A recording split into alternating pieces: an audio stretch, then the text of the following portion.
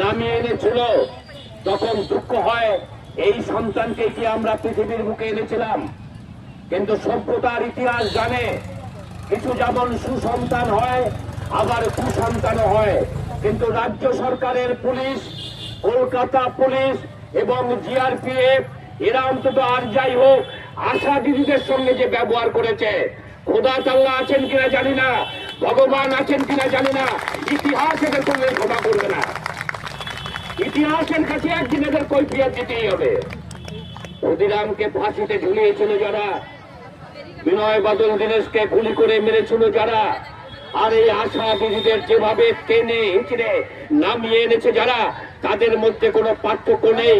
ঝান্ডার রং যাই হোক না কেন, তাদের পুলিশ যাই হোক না কেন, এদের মধ্যে কোনো পার্থক্য নেই।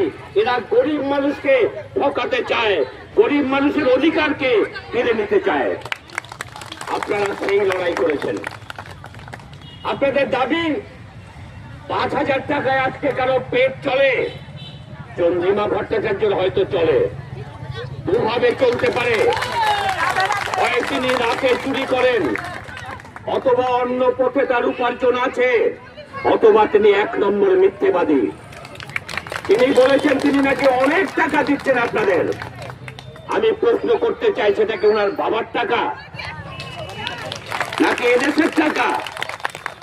এদেশের সুপ্রিম কোর্ট বলছে সমান কাজে সমান বেতন থেকে যদি কাউকে বঞ্চিত করা হয় সেটাকে শ্রমদাস বলে গণ্য করা হবে। It's a economic enslavement. এখানে যারা নাকি পুলিশ পার্সোনেল আছেন তাদেরকে বলছি আপনারা সুপ্রিম কোর্টের ভার্ডিক্ট দেখে নেন। It's a economic enslavement, verdict by the supreme court. অথচ আপনারা আমাকে দিয়ে ওই নার্সদের এএনএম এর কাজ করাচ্ছেন, জিএনএম এর কাজ করাচ্ছেন এবং সমস্ত কাজ আমাদের দিয়ে করিয়ে নিচ্ছেন। বেতন দেবার বলে আপনারা দিচ্ছেন না। আমরা আপনার কাছে ভিক্ষে চাইতে যাইনি। হে স্বাস্থ্যমন্ত্রী, হে মুখ্যমন্ত্রী, আমরা আপনার কাছে ভিক্ষে চাই না, আমরা শুধু চাই অধিকার। আমি সরকারি ক্ষেত্রে কাজ করি, সরকারি অফিস থেকে আমাদের টাকা দেওয়া হয় এবং সরকারি কোষাগারে আমার নাম এন্ট্রি রয়েছে, কিন্তু আমি সরকারি কর্মী হিসাবে স্বীকৃত নই। এটা কি বিচারিতা নয়? মাননীয় মুখ্যমন্ত্রী বলবেন কি? তাই আমাদের দাবি কি?